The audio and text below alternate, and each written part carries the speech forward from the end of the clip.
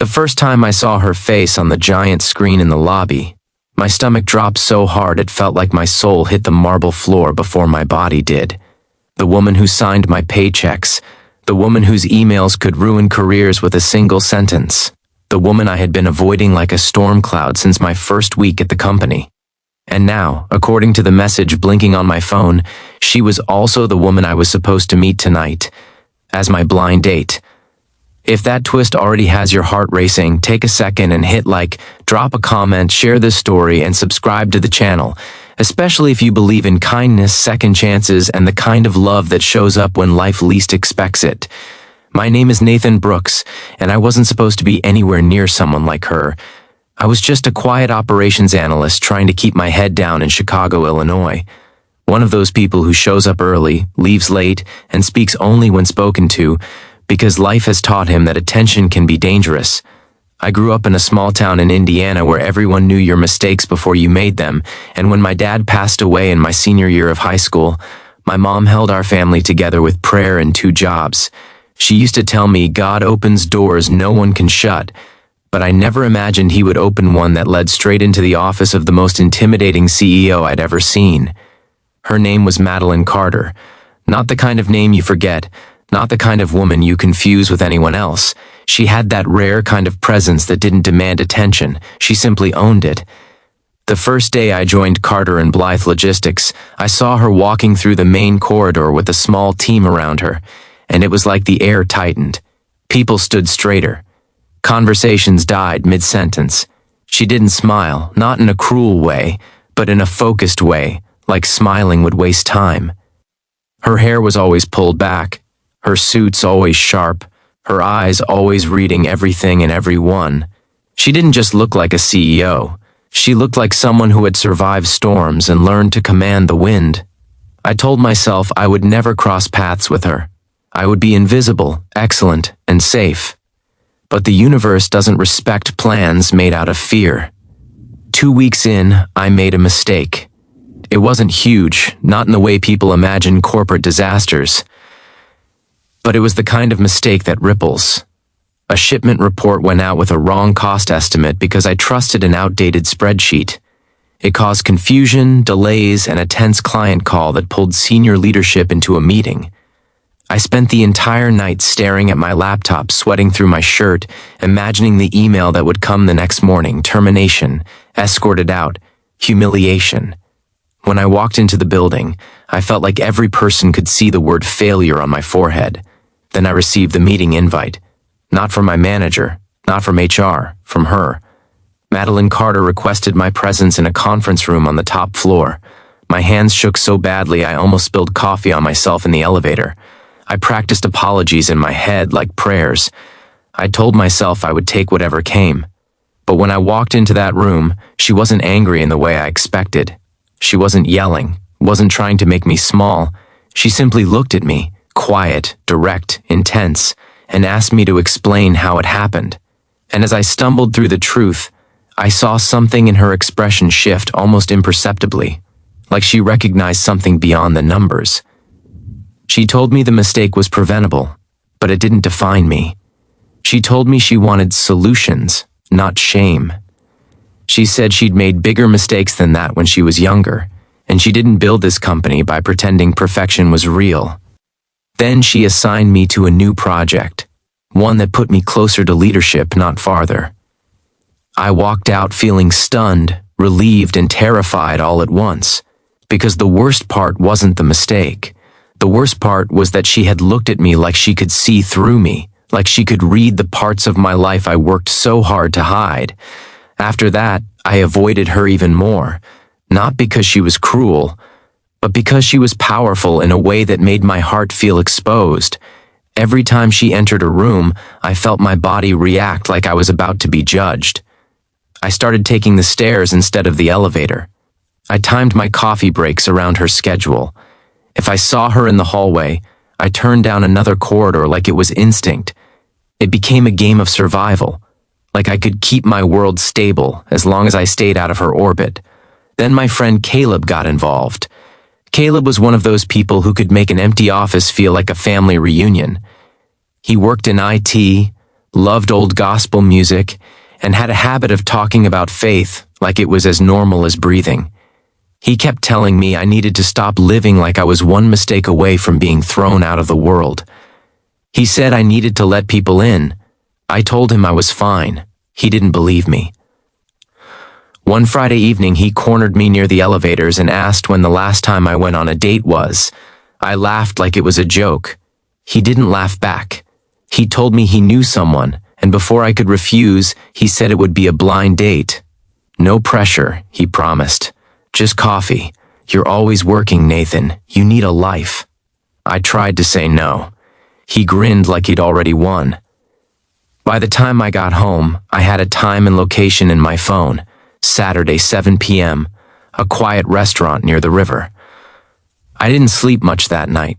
Not because I was excited, but because the idea of sitting across from a stranger and pretending to be normal felt like trying to wear someone else's skin. Still, Saturday came, and I forced myself to go. I wore my cleanest button-up. I prayed awkwardly before leaving, asking God to help me not embarrass myself. I arrived early, sat near a window, and stared at the candle on the table like it was going to give me answers. Then my phone buzzed. A text from Caleb. She just got there. Be kind. Be yourself. I looked up at the entrance, and that's when the world flipped. Madeline Carter walked in like she belonged everywhere she stepped. But tonight there was something different. No entourage, no boardroom energy, no armor of authority. She wore a soft coat instead of a suit, her hair down in gentle waves, and her face looked human, tired maybe, vulnerable in a way I had never imagined possible. For a second I thought my brain was malfunctioning. My throat went dry. My body went cold. Every instinct screamed to run. She scanned the room and her eyes landed on me. I watched the recognition hit her like a wave. Her steps slowed. Her expression tightened, not in anger but in shock, like she was the one who wanted to turn around and disappear. We stood there frozen in the space between public and personal, between work and life, between who we were supposed to be and who we actually were. Then she walked toward me. I stood up too quickly, nearly knocking the chair back. My mind scrambled for an explanation, a way out. I wanted to apologize for existing. I wanted to tell her I didn't know. I wanted to tell her I never would have agreed if I had known. But she reached the table and stopped. And for the first time I saw uncertainty in the eyes of the woman who ran an empire. She didn't sit right away. She just looked at me like she was deciding whether this was a mistake or a miracle. I felt my voice finally return, and I admitted I had no idea she was the one I was meeting. I expected her to turn, to leave, to call it inappropriate. But instead, she sat down slowly, folded her hands, and took a long breath as if she'd been holding it for years. And then she did something that changed everything. She smiled, small, real, and almost sad, and confessed she'd agreed to this date because she was tired of being surrounded by people who wanted something from her. She said she didn't trust anyone anymore. She said she wanted to meet someone who didn't know her title, someone who could see her as a woman, not a position. She said Caleb was the brother of her assistant, and he had spoken about me like I was someone honest, someone steady, someone kind. My heart pounded so hard I could barely hear the restaurant around us. Because suddenly the fear I'd been carrying wasn't just about losing a job, it was about being seen. And Madeline Carter was offering me something I had avoided my whole life. A moment where I didn't have to perform, where I could just be real. The night unfolded like a movie I never auditioned for. We talked, not like CEO and employee, but like two people who had been bruised by life in different ways. She told me she grew up in foster care in Ohio, moved from home to home, learned early that love was temporary and promises were fragile. She said she built her career like a fortress because she never wanted to be powerless again. She said she prayed sometimes, quietly, when no one could see, because the little girl inside her still believed God was real even when life didn't feel fair. I told her about my father, about the way grief makes you older overnight. I told her how I still hear my mom humming hymns while washing dishes, how she believes the Lord sends comfort in unexpected forms. I told her I avoid attention because attention feels like the moment before something breaks. I admitted I had been avoiding her because she intimidated me, not because she was mean, but because she felt like someone who could expose the fragile parts I hide behind hard work.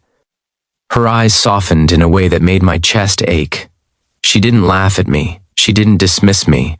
She looked at me like she understood. That night didn't fix everything.